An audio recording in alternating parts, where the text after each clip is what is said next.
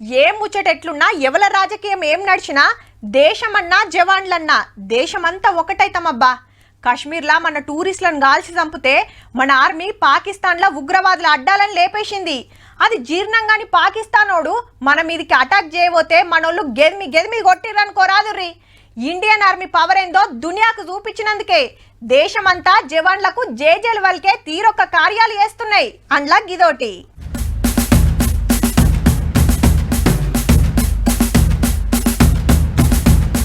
హైదరాబాద్ బాచుపల్లి ఏరియాలో జైహింద్ ర్యాలీకి CM sir, మంత్రులు, కాంగ్రెస్ ఇన్ఛార్జి మీనాక్షి మేడం, చాలా మంది లీడర్లు, కార్యకర్తలు వచ్చిండ్రు. ఆపరేషన్ సింధూర్ ను రాజకీయాలకు వాడుకొని జవాన్ల పోరాటాన్ని తక్కువ చేస్తుండ్రని బీజేపీ మీద గరమైండ్రు. అమెరికా ట్రంప్ చెప్తే మనం యుద్ధం అప్పుడేంది, మన మీద గాయన పెత్తనం ఏందని ప్రశ్నించిండు రేవంత్ రెడ్డి సారు.